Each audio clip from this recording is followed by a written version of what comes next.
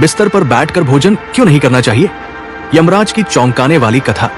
नमस्कार श्रोताओं, आज मैं आपके समक्ष एक ऐसी कथा लेकर उपस्थित हुआ हूं जो आपके जीवन की दिशा ही बदल देगी, आपकी सोच को नया आयाम देगी और आपको उन प्राचीन मान्यताओं का वास्तविक अर्थ समझा देगी जिन्हें हम आधुनिकता के दौर में भूलते जा रहे हैं। ये कथा है बिस्तर पर भोजन करने के पाप की। ये कथा है यमराज के न्याय की। ये कथा है उस सत्य की जो हमारे शास्त्रों में छिपा है। हमारे बुजुर्ग कहते थे कि बिस्तर पर बैठकर कभी भोजन नहीं करना चाहिए, लेकिन आज की पीढ़ी इसे अंधविश्वास मानती है।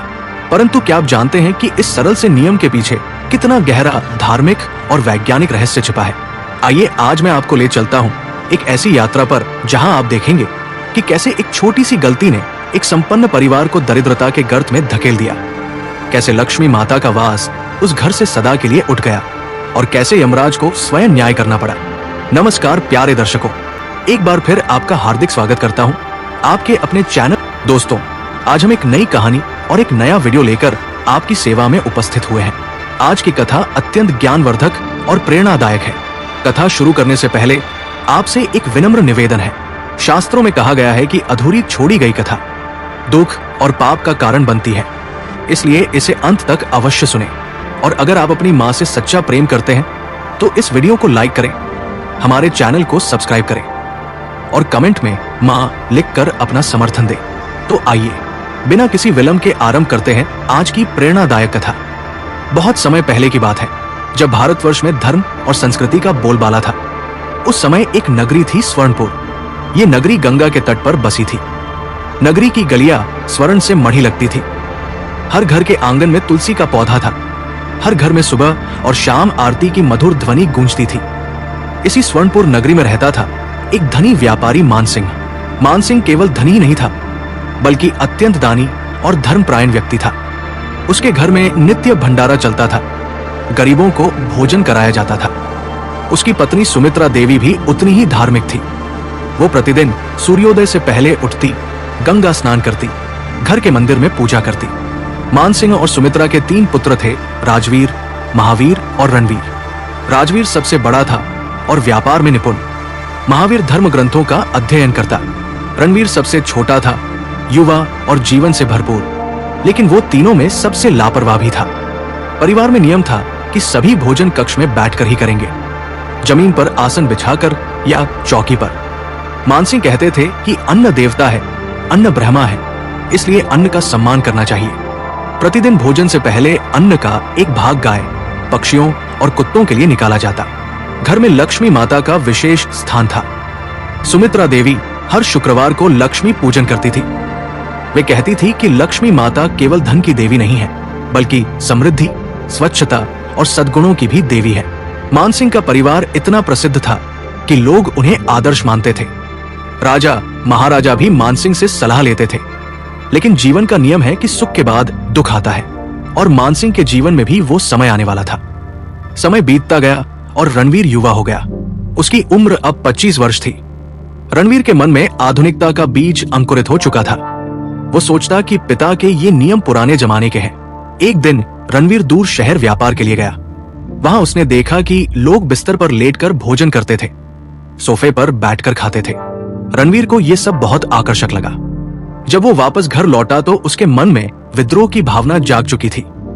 एक रात्रि की बात है, रणवीर बाहर से थका हारा घर आया। उसे बहुत भूख लगी थी। सुमित्रा देवी ने कहा, बेटा जाओ स्नान कर लो, फिर भोजन कक्ष में आकर भोजन करो। लेकिन रणवीर को बहुत थकान थी। उसने जिद पकड़ ली कि वो अपने बिस्तर पर ही भोजन करेगा। मानसिंह ने समझाया, बेटा बिस्तर वो स्थान है जहां हम विश्राम करते हैं। वो स्थान पवित्रता के लिए नहीं है। भोजन पवित्र कर्म है। अन्न देवता को हम बिस्तर पर रखकर अपमान नहीं कर सकते। लेकिन रणवीर पर इन बातों का कोई प्रभाव नहीं पड़ा। उसने कहा, पिताजी ये सब अंधविश्वास है। मानसिंह ने दृढ़ता से कहा, जब तक मैं जीवित हूं इस घर में ये नियम रहेंगे। सुमित्रा देवी ने प्रेम से समझाया, हमारे शास्त्रों में लिखा है कि बिस्तर पर भोजन करने से अन्न का अनादर होता है, लक्ष्मी माता रुष्ट होती है। बिस्तर पर भोजन करने से स्वास्थ्य पर बुरा प्रभाव पड़ता है, पाचन तंत्र ठीक से काम नहीं करता। लेकिन रणवीर नहीं माना। कुछ दिन बीते और एक रात रणवीर ने चुपके से नौकर को बुलाया और भोजन अपने कमरे में मंगवाया। रणवीर ने अपने बिस्तर पर ही बैठकर भोजन करना शुरू किया। उस रात रणवीर को नींद नहीं आई। बार बार उसका मन अशांत हो रहा था। उसे अजीब अजीब सपने आ रहे थे। सुबह जब वो उठा तो उसका सिर भारी था, शरीर में दर्द था। इस घटना के बाद रणवीर ने ये नियम बना लिया कि वो अक्सर अपने कमरे में ही भोजन करेगा। धीरे धीरे रणवीर के व्यवहार में परिवर्तन आने लगा। वो चिड़चिड़ा हो गया था। उसका व्यापार भी प्रभावित होने लगा। एक दिन उसने एक बड़ा व्यापारिक सौदा गलत तरीके से किया और परिवार को बड़ा नुकसान हुआ। समय बीतता गया और रणवीर बिस्तर पर भोजन करने की अपनी आदत जारी रखे रहा। एक दिन सुमित्रा देवी रणवीर के कमरे में सफाई के लिए गई। जब उन्होंने बिस्तर उठाया तो देखा कि वहां भोजन के अवशेष पड़े हैं, चावल के दाने, रोटी के टुकड़े। सुमित्रा देवी का हृदय दहल गया। मानसिंह का क्रोध फूट पड़ा। उन्होंने कहा, तुम जानते हो कि तुमने क्या पाप किया है? अन्न को बिस्तर पर रखना, अन्न का अपमान करना, यह घोर अपराध है। रणवीर ने व्यंग्य से कहा, पिताजी, ये सब पुराने जमाने की बातें हैं। मानसिंह ने कहा, लक्ष्मी माता का क्रोध भयंकर होता है। जब वे किसी घर से रूठती है तो उस घर में दरिद्रता आ जाती है। उस रात सुमित्रा देवी ने लक्ष्मी माता से प्रार्थना की। उन्होंने पूरी रात जागकर लक्ष्मी चालीसा का पाठ किया। अगले दिन से विचित्र घटनाएं होने लगी। मानसिंह के व्यापार में नुकसान होने लगा। जहाज तूफान में फंस गए। घर में अचानक बीमारियां फैलने लगी। राजवीर को बुखार आ गया जो हफ्तों तक नहीं उतरा। घर की गायों का दूध सूखने लगा। बगीचे के फूल मुरझाने लगे। एक वृद्ध संत घर आए। उन्होंने ध्यान लगाया और कहा, देवी, आपके घर में अन्न का अपमान हुआ है, इसलिए लक्ष्मी माता रुष्ट है। जिसने ये पाप किया है उसे सच्चे मन से प्रायश्चित करना होगा। लेकिन रणवीर ने मजाक उड़ाते हुए कहा, माता जी, ये सब संयोग है। संत ने कहा, अभिमान का फल बहुत बुरा होता है। ये युवक अपने कर्मों का परिणाम भुगतेगा। अगले सप्ताह मानसिंह का सबसे बड़ा गोदाम आग में जलकर राख हो गया। लाखों रुपए का नुकसान हुआ। फिर एक के बाद एक ग्राहक व्यापार तोड़ने लगे। धीरे धीरे नौकरों को निकालना पड़ा। सुमित्रा देवी के गहने बेचने पड़े। जो घर कभी वैभव से भरा था वो अब खाली खाली लगने लगा। मानसिंह की उम्र भी अब अधिक हो चली थी। इतने सदमों ने उन्हें तोड़ दिया। वे बिस्तर पर पड़ गए। एक रात जब घर में सभी दुख में डूबे थे तब अचानक आकाश में बिजली कड़की। उस रात घर के मंदिर में रखी लक्ष्मी माता की मूर्ति से अचानक एक तेज प्रकाश निकला। सुमित्रा देवी दौड़कर मंदिर में गई और देखा कि मूर्ति के चेहरे पर आंसू थे। हाँ श्रोताओं, लक्ष्मी माता की मूर्ति रो रही थी। मानसिंह ने रणवीर को बुलाया और कहा, बेटा, मैं जानता हूं कि तूने क्या किया है। अभी भी समय है, मान जा अपनी गलती। रणवीर ने अहंकार से कहा, पिताजी, मैं कोई गलती नहीं मानूंगा। उस रात मानसिंह ने अंतिम सांस ली। परिवार में कोहराम मच गया। मानसिंह के अंतिम संस्कार में पूरी नगरी आई, लेकिन रणवीर की आंखों में आंसू नहीं थे। मानसिंह की मृत्यु के बाद घर की स्थिति और खराब हो गई। अब तो भोजन के लिए भी पैसे नहीं थे। एक दिन रणवीर को तेज बुखार आया। 3 दिन तक रणवीर तड़पता रहा। चौथे दिन उसने अंतिम सांस ली। जब रणवीर की आत्मा शरीर से निकली तो वो अचंभित रह गया। उसने देखा कि वो अपने शरीर के ऊपर तैर रहा है। तभी 2 भयानक प्राणी उसकी ओर आए। वे यमदूत थे। यमदूतों ने कहा, हम तुम्हें यमलोक ले जाने आए हैं। उन्होंने रणवीर की आत्मा को रस्सी से बांध दिया और आकाश में उड़ने लगे। कुछ समय बाद वे एक अजीब स्थान पर पहुंचे। वहां अंधकार था। भयानक चीखें सुनाई दे रही थी। यमदूतों ने कहा, यह यमलोक का द्वार है। अंदर एक विशाल दरबार था। बीच में एक ऊंचे सिंहासन पर यमराज विराजमान थे। वो अत्यंत भयानक दिख रहे थे, लेकिन उनके चेहरे पर तेज था। यमराज ने गंभीर आवाज में कहा, रणवीर पुत्र मानसिंह, अब तुम्हारे कर्मों का हिसाब होगा। यमराज ने एक पुस्तक प्रकट की और कहा, यह तुम्हारे जीवन के कर्मों की पुस्तक है। यमराज ने कहा, तुमने कई अच्छे काम किए, लेकिन तुमने एक बहुत बड़ा पाप किया है। तुमने अन्न का अपमान किया है। तुमने बिस्तर पर बैठकर भोजन किया है। रणवीर ने कहा, लेकिन महाराज, ये तो छोटी सी बात है। यमराज का क्रोध फूट पड़ा। उन्होंने कहा, छोटी सी बात? अन्न केवल भोजन नहीं है, अन्न जीवन है, अन्न ब्रह्मा है। जो अन्न का अपमान करता है वो जीवन का अपमान करता है। यमराज ने आगे कहा, बिस्तर वो स्थान है जहां मनुष्य विश्राम करता है, जहां पसीना, बाल सब कुछ गिरता है। वो स्थान पवित्र नहीं होता।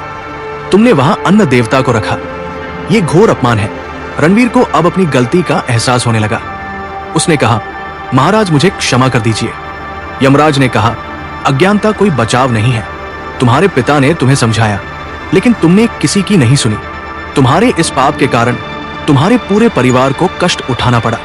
यमराज ने कहा, तुम्हें क्षुधा नरक में भेजा जाता है, जहां सदा भूख लगी रहती है, लेकिन भोजन नहीं मिलता। रणवीर चिल्लाया, नहीं महाराज, कृपया मुझे माफ कर दीजिए। यमराज ने कहा, लेकिन मैं तुम्हें एक मौका दे सकता हूं। यदि तुम सच्चे मन से अपने पाप को स्वीकार करो, यदि तुम लोगों को समझाओ कि बिस्तर पर भोजन करना कितना बड़ा पाप है, तो तुम्हारी सजा कम हो सकती है। यमराज ने कहा, मैं तुम्हें एक दिन के लिए पृथ्वी पर भेजूंगा, प्रेत रूप में। तुम सबको अपनी कहानी सुनाओगे। रणवीर ने तुरंत हाँ कर दी। यमदूत रणवीर की आत्मा को वापस पृथ्वी पर ले आए। रणवीर ने देखा कि उसका अंतिम संस्कार हो चुका था। उसका शरीर जल चुका था। उसकी माता और भाई शोक में डूबे थे। रणवीर प्रेत रूप में उनके सामने प्रकट हुआ। सबसे पहले सुमित्रा देवी ने उसे देखा। वे चीख पड़ी। राजवीर और महावीर भी डर गए। उन्होंने अपने छोटे भाई की आत्मा को देखा। रणवीर ने कहा, माताजी, भाइयों, डरिए मत, मैं आप सबसे कुछ कहने आया हूं। सुमित्रा देवी ने कांपते हुए पूछा, बेटा तू कैसे यहाँ है? रणवीर ने अपनी पूरी कहानी सुनाई। उसने बताया कि कैसे वह यमलोक गया, कैसे यमराज ने उसे दंड दिया और कैसे उसे एक मौका मिला है। रणवीर ने रोते हुए कहा, माताजी, मुझसे बहुत बड़ी गलती हुई। मैंने बिस्तर पर अन्न का अपमान किया। मैंने आपकी बात नहीं सुनी। मैंने पिताजी की बात नहीं सुनी। मेरे पाप के कारण ही ये सब हुआ। पिताजी की मृत्यु हुई, घर बर्बाद हुआ, सब मेरी गलती है। सुमित्रा देवी रोने लगी।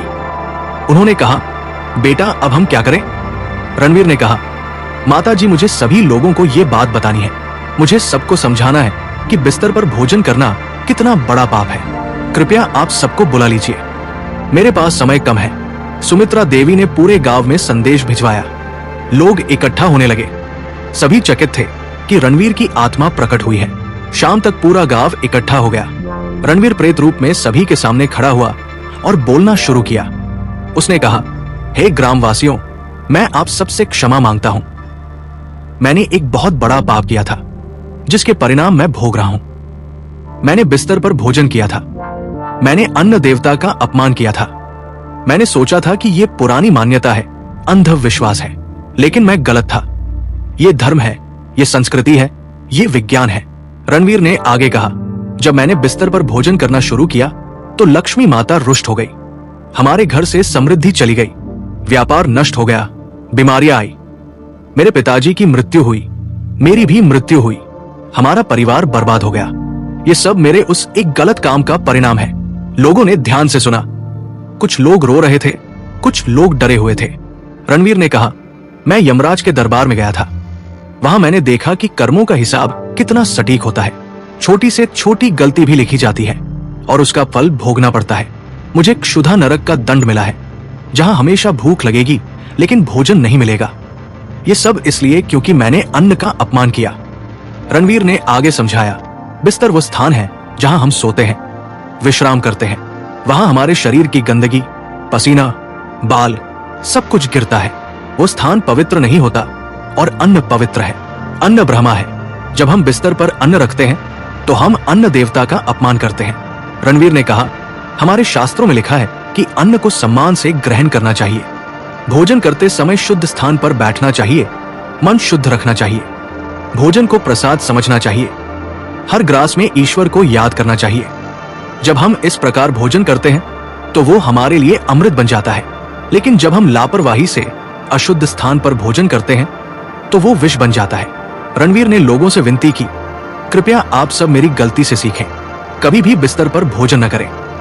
अपने बच्चों को ये संस्कार दें, भोजन को सम्मान दें, अन्न को बर्बाद न करें, अन्न के हर दाने का मूल्य समझें। यदि आप ऐसा करेंगे तो लक्ष्मी माता आपके घर में निवास करेंगी। आपके घर में सदा समृद्धि रहेगी, सुख शांति रहेगी। रणवीर की बातें सुनकर सभी लोग भावुक हो गए। एक बूढ़े व्यक्ति ने कहा, हम तुम्हारा संदेश याद रखेंगे, हम सबको ये बात बताएंगे। एक युवक ने कहा, मैं भी कभी कभी बिस्तर पर भोजन कर लेता था, लेकिन अब कभी नहीं करूंगा। महिलाओं ने कहा, हम अपने बच्चों को ये संस्कार देंगे। रणवीर को संतोष हुआ कि उसका संदेश लोगों तक पहुंच गया। उसने अपनी माता के चरण छुए और कहा, माता जी, मुझे क्षमा कर दीजिए। मैंने आपको बहुत दुख दिया। लेकिन अब मुझे जाना होगा। सुमित्रा देवी रो पड़ी। उन्होंने कहा, बेटा तू कहाँ जा रहा है? रणवीर ने कहा, मुझे यमलोक वापस जाना है। मुझे अपनी सजा पूरी करनी है। लेकिन माता जी आप चिंता न करें, मेरे इस कार्य से मेरी सजा कम हो जाएगी और एक दिन मैं फिर से जन्म लूंगा। तब मैं सही रास्ते पर चलूंगा। सूर्यास्त होने लगा। रणवीर की आत्मा धीरे धीरे लुप्त होने लगी। उसने अंतिम बार कहा, याद रखिएगा, बिस्तर पर कभी भोजन न करें। और वो अदृश्य हो गया। श्रोताओं, ये कहानी यही समाप्त होती है। अंत में मैं सभी श्रोताओं से प्रार्थना करता हूं, हे अन्न देवता, हम सबको अन्न का सम्मान करने की शक्ति दे। हे लक्ष्मी माता, हमारे घरों में सदा निवास करें, हमें समृद्धि प्रदान करें। हे यमराज, हमें धर्म के मार्ग पर चलने की प्रेरणा दे। हे भगवान, हमें सद्बुद्धि दे, संस्कारों का पालन करने की शक्ति दे। इस कथा को सुनने के लिए आप सभी का धन्यवाद। जय अन्न देवता की, जय लक्ष्मी माता की, जय यमराज की। धर्मो रक्षति रक्षिता, जो धर्म की रक्षा करता है, धर्म उसकी रक्षा करता है। शांति शांति शांतिया।